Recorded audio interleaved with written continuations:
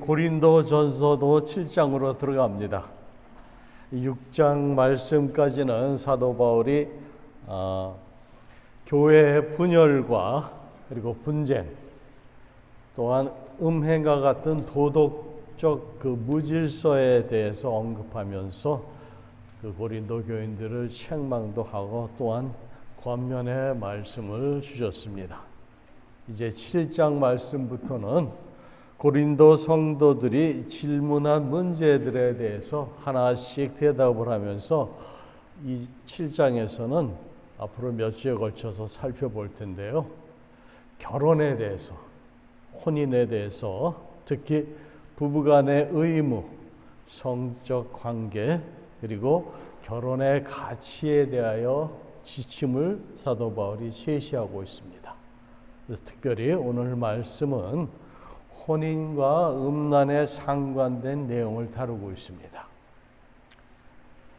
사도 바울이 3차 전도 여행 중에 에베소에서 전도와 목회를 하는 동안에 고린도 교회에서 발생한 문제들로 인하여 그 먼 곳까지 고린도 성도들이 사도 바울을 찾아왔습니다.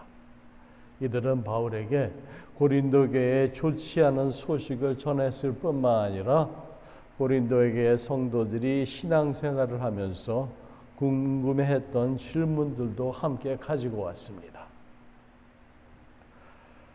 고린도 교회가 바울에게 어떠한 질문을 하였는지 정확히 알 수는 없지만 오늘 본문에 나타나는 바울의 대답을 통해서 우리는 어느 정도 추측을 해볼 수 있습니다. 그 중에 하나는 아마도 그리스도인들은 반드시 결혼을 해야 하는가, 혹은 혼자 사는 것이 바람직한가? 여러분들 한번 그거 생각해 보신 적 있으세요? 저는 나중에 이렇게 좀 시간이 지나면서 요즘 젊은 세대들 중에 싱글들이 참 많더라고요. 그래서 2000년 전뿐만이 아니라 바로 지금도 이 말씀이 정말 필요한 세대가 아닌가 하고 제가 그걸 느꼈어요. 그래서 오늘 말씀은 거기에 포커스를 맞추고자 합니다. 이와 같은 질문은 곧 젊은 그리스도인들, Here's our best, the Billy. This is sermon for Billy. 그래서 먼저 본문으로 들어가기 전에 왜 이 당시에 고린도 교회 성도들이 혼인 문제에 대하여 관심이 많았는지 그 배경에 대해서 잠깐 살펴보겠습니다. 그 당시 고린도 사람들은 헬라 철학의 이원론적 사상, 곧 영지주의의 영향으로 육체는 악하고 영은 선하다는 그런 사고방식을 가지고 있었습니다. 이는 성경의 가르침과는 다르고 또한 잘못된 믿음입니다.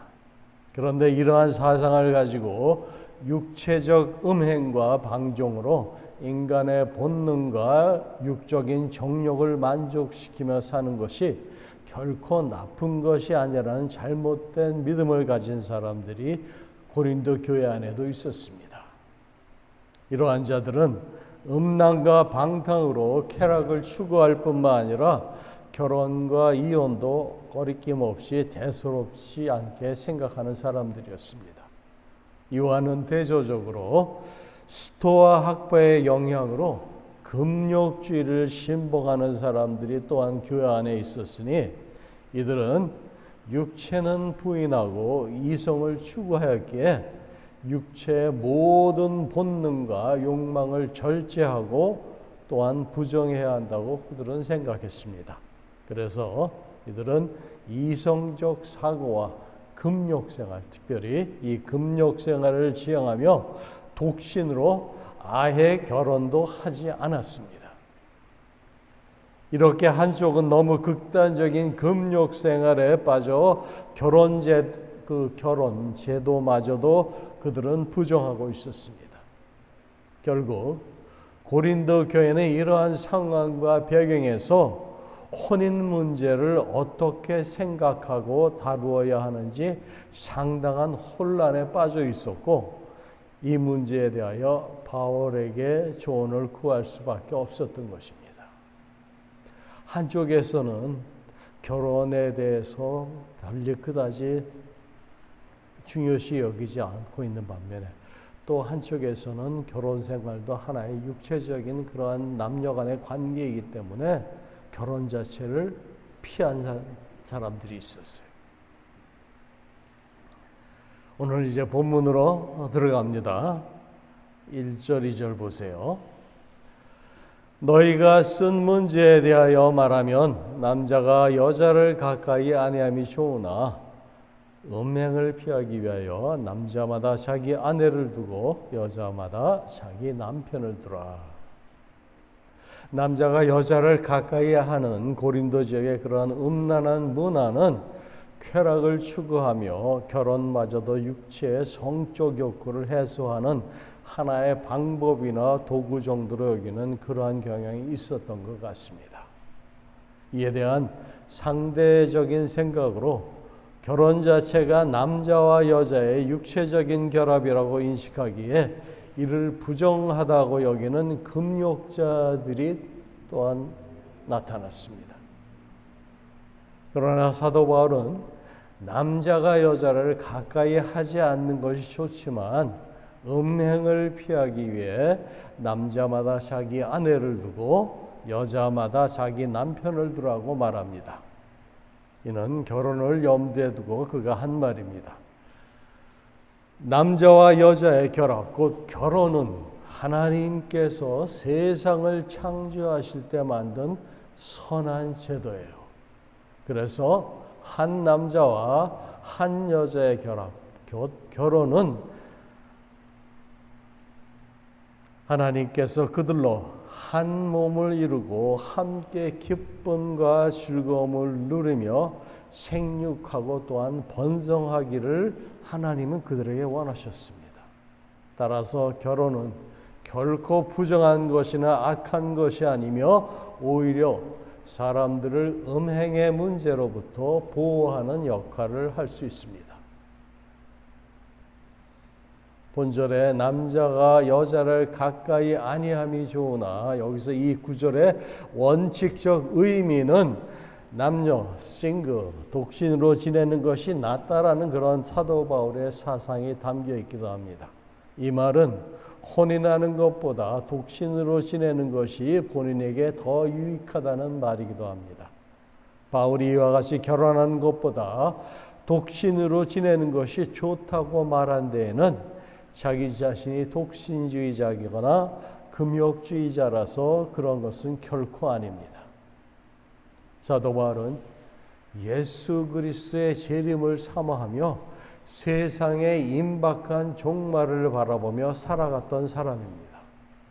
그의 여러 서신서에도 잘 나타나듯이 주님이 언제 어느 때라도 곧 속히 오실 것을 그는 굳게 믿었습니다. 예수 그리스도가 곧 오실 것을 사모하며 하루하루 최선을 다해 살았던 사람입니다.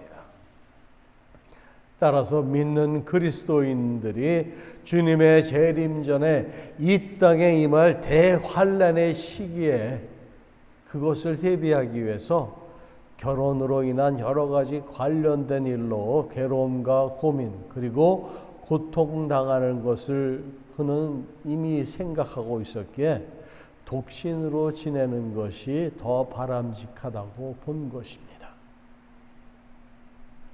또한 바울은 독신으로 지내는 사람들이 결혼하여서 배우자에게 매여 있는 사람보다 주님을 위해 더 많은 헌신을 하고 봉사할 수 있는 기회를 그들이 더 많이 가질 수 있다는 사실을 언급하면서 세상 종말이 임했기에 독신으로 지내는 것이 결혼한 상태에 있는 것보다는 유익하다고 말했던 것입니다. 그러나 이 말은 바울의 권면이지 하나님의 명령은 아닙니다. 오늘 6절 말씀을 보시면 여러분들 6절 보세요. 그러나 내가 이 말을 함은 허락이요 명령은 아니니라. 이 구절은 뒤에 좀 더 자세하게 살펴보겠습니다. 그래서 음행을 피하기 위하여 남자마다 자기 아내를 두고 여자마다 자기 남편을 두라. 이 말은 바울은 남자가 여자를 가까이 하는 것이 좋지 않다고 생각하는 일부 고린도 교인들에게 결혼의 필요성을 음행을 피하기 위한 수단으로 제시를 하지만 이것이 결혼을 권장하는 유일하고 절대적인 이유는 아닙니다. 즉 결혼한다고 해서 말세지말에 하나님의 뜻을 어기는 것은 결코 아니며 독신으로 있다고 해서 즉 금욕으로 인하여 더 영적으로 뛰어난 사람이 되는 것도 아니라는 것입니다. 바울은 자신과 같은 그러한 독신 생활을 권장하지만 자신이 독신주의를 고집하고 있는 것도 아님을 분명히 밝혔습니다. 또한 각 사람마다 혼인을 할 것인가 하지 말 것인가의 그 여부는 독신과 혼인들 중에 자신에게 어떤 것이 더 신앙적으로 유익한가에 따라 결정해야 하는 문제라는 것을 분명히 그는 언급하고 있습니다. 여러분들 퓨 리서치라고 들어보셨죠? 미국의 그 퓨 리서치 센터가 연방 센서스 자료를 인용해 분석한 최근 보고서에 따르면 2023년 현재 남성의 평균 결혼 연령은 32.9세, 여성은 29.3세로 10년 전인 2013년 대비해 각각 남자는 3.2세, 여자는 3.8세가 높아졌습니다. 이러한 현상에 대해 전문가들은 예전에는 정년기의 젊은 성인들이 결혼을 통해서 인생을 함께 꾸려가는 그런 동반자와 함께하는 그런 삶을, 그런 꿈을 소망하고 결혼을 했습니다. 그런데 요즘 세대는 자신들의 인생을 개척하는 것이 우선을 두기 때문이라고 말합니다. 프라이어리티가 달라진 거예요.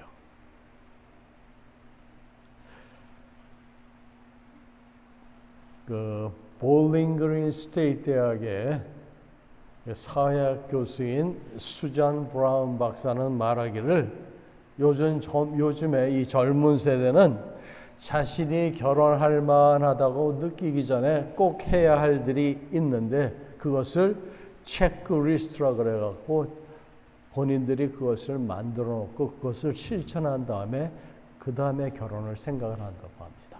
그래서 그 리스트 중에는 경제적인 안정을 위한 금전적인 것도 있고 자신의 커리어, 전문성을 계속 추구하고 사회에서 활동하기를 원하는 사람들이 있고 또한 가족을 생각해서 또한 사랑 등 여러 가지가 있습니다.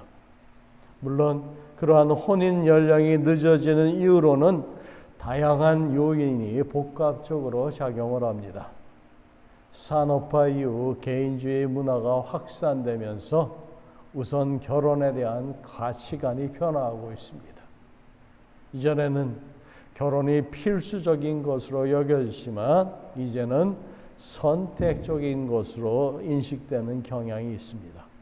이로 인해 결혼을 하지 않고도 동거하거나 싱글로 살아가는 인구가 증가하고 있습니다. 또한 경제적인 안정을 이루기 위해 결혼을 미루는 경우가 많으며 직장 생활과 개인적인 삶을 균형 있게 유지하기 위해 결혼을 늦추는 경우가 있습니다. 그리고 남녀의 성평등 문화의 확산으로 여성의 사회 진출이 활발해지면서 결혼 시기가 늦어지는 그러한 경향도 있습니다. 이러한 현대의 결혼 연령의 변화는 사회적, 경제적, 문화적 변화에 밀접한 관련이 있으며 미래에도 더 많은 변화가 있을 것으로 학자들은 예상을 합니다. 그런데 성경적인 그러한 혼인에 대한 관점은 오늘 말씀에 잘 나타나 있습니다. 바울은 성적으로 타락한 고린도에서 순결을 지키며 도덕적 질서를 유지하기 위한 최선의 방법으로 결혼을 제시합니다. 그러나 그 뜻이 결코 혼인을 음행이나 간음을 방지하는 수단으로 삼고자 하는 것은 아닙니다. 그는 인간의 욕망 속에 항상 존재하는 육신의 정욕을 하나님이 제정하신 결혼제도 내에서 충족시키지 아니하면 불법적인 음행에 빠질 것을 사도 바울은 염려하고 있습니다. 따라서 한 남자와 한 여자의 결혼은 하나님의 창조 원리, 곧 영적 원리에 근거한 현실적이고도 실제적이며 또한 육체적인 결합이라고 그는 말하고 있습니다. 특별히 바울은 남편과 아내가 각각 성적 방종에 빠지지 않도록 서로에 대한 의무를 다할 것을 권면하고 있습니다. 3절 말씀 보세요. 3절 말씀으로 남편은 그 아내에 대한 의무를 다하고 아내도 그 남편에게 그렇게 할지니라 라고, 남편은 그 아내에게 대한 의무를 다하고 아내도 그 남편에게 그렇게 하라고 지금 사도 바울이 말한 것은, 한편에서는 극도로 문란한 성적 방종을 일으키는 사람들이 있었던 반면에 또 다른 한편에서는 육체적 관계를 부정한 것으로 여기는 금욕주의자들이 있었기 때문입니다. 당시의 고린도 교인들이 금욕주의의 영향을 받아 성관계를 부정한 것으로 여겨 부부간에 지켜야 할 의무를 제대로 이행하지 않았거나 사도 바울을 추종하여 결혼은 했어도 혼자 사는 것처럼 절제하는 사람들이 있었던 것으로 보입니다. 5절을 보세요. 서로 분방하지 말라. 다만 기도할 틈을 얻기 위하여 합의상 얼마 동안은 하되 다시 합하라. 이는 너희가 절제 못함으로 사단이 너희를 시험하지 못하게 하려 함이라. 여기서 이 분방하지 말라에 해당하는 헬라어 메 아포스테레이테라는 그 단어는 빼앗지 말라 또는 강탈하지 말라는 의미입니다. 이 명령형은 보다 일반적인 표현으로 말하자면 부부 사이의 권리 의무를 서로 침해하지 말라라는 것입니다. 즉 부부가 서로에 대해 가지고 있는 권리와 의무를 지키라는 것입니다. 바울은 때때로 아내나 남편이 싫어지는 약점을 간파하여서 서로 간의 의무를 이 본장에서 사려 깊게 다루고 있습니다. 결국 본 구절은 부부간의 그러한 의무를 성실히 수행하라는 명령으로 금욕주의에 빠지지 않게 하고 부부간의 성관계를 부정한 것으로 보는 극단적이고 치우친 잘못된 믿음을 지적하고 부부 사이의 성적 관계는 금욕의 대상이 아님을 분명히 말하고 있습니다. 그리하여 부부간의 이로 인해 사단의 시험에 들지 않게 하려는 것이라고 사도 바울이 분명히 말하고 있습니다.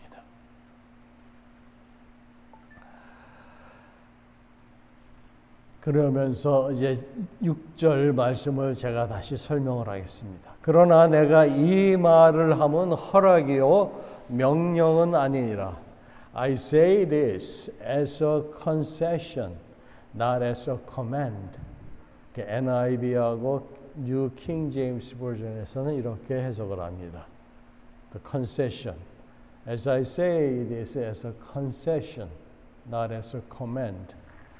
내가 이 말을 함은 허락이요 명령은 아니다. 이 말을 우리가 한국어로는 허락으로 번역된 이 그리스어 쉔그노멘이라는 단어가 여기에 쓰여졌는데, 이 단어는 신약 성경에서 본절에만 나오는 고대 그릭 단어입니다.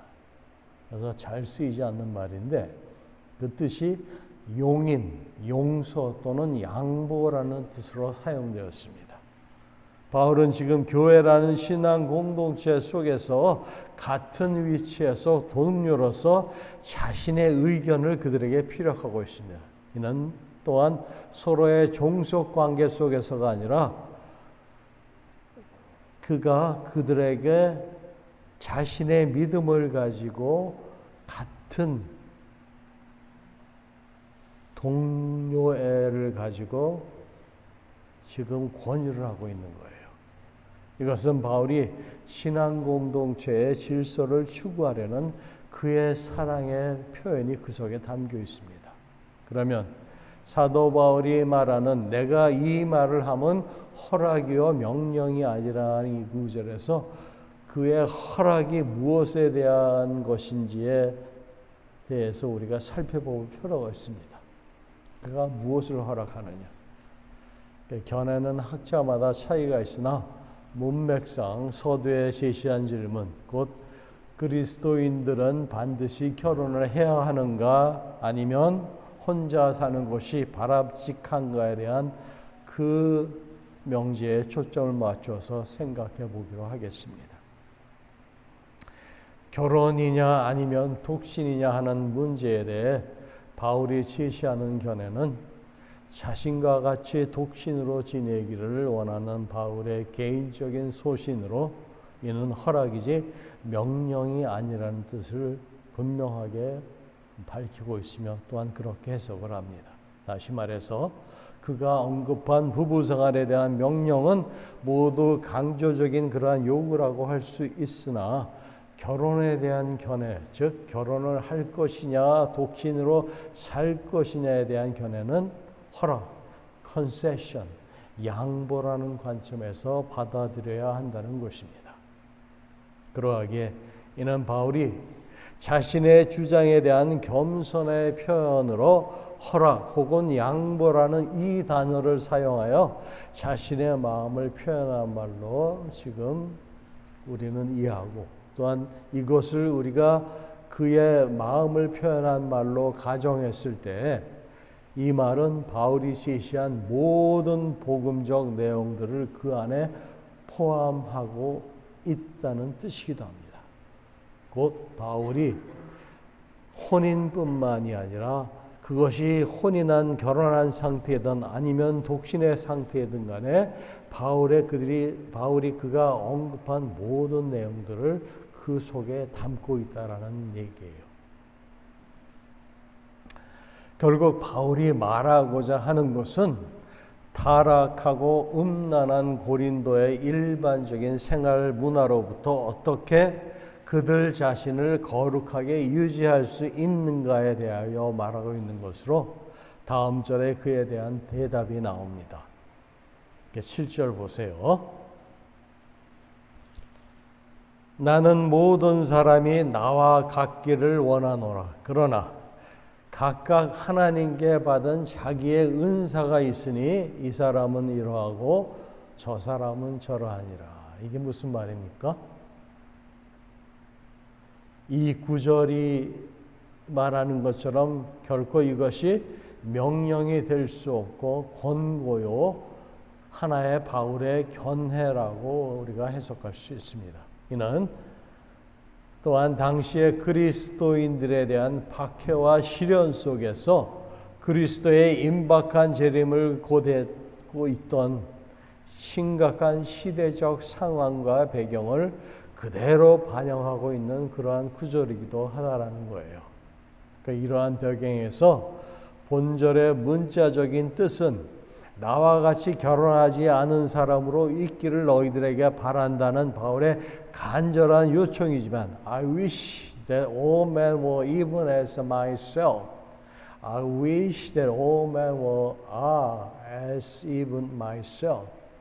그러니까 이를 광의적인 의미에서 풀어 해석하면 그 뜻은 나와 같이 결혼하지 않은 사람으로 있기를 바란다. 그러나 각각 하나님께 받은 은사, 자기의 은사가 있으니라고 그 다음 구절과 연결하여서 생각해 보아야 한다는 거예요. 이 말은 각각 하나님께 받은 자기의 은사가 따로 있으니 각 사람은 하나님께서 각각 자신들에게 베풀어 주신 은사를 따라 결혼하거나 혹은 독신 생활을 영위하게 된다는 것입니다.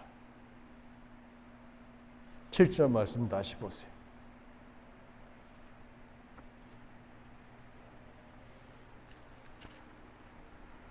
나는 모든 사람이 나와 같기를 원하노라. 그러나 각각 하나님께 받은 자기의 은사가 있으니 이 사람은 이러하고 저 사람은 저러하니라.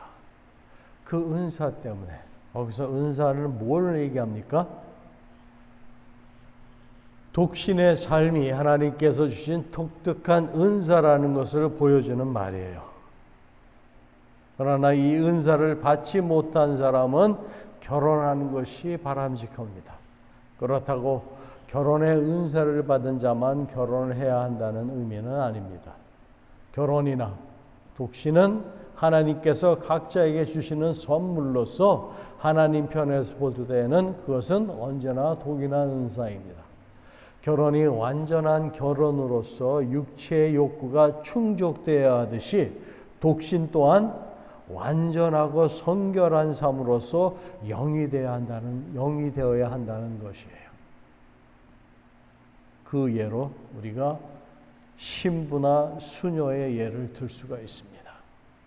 그러므로 가장 중요한 것은 우리가 어떠한 삶의 형태를 취하든지 음욕의 유혹으로부터 우리들의 거룩한 신분을 보존시켜야 한다는 점입니다.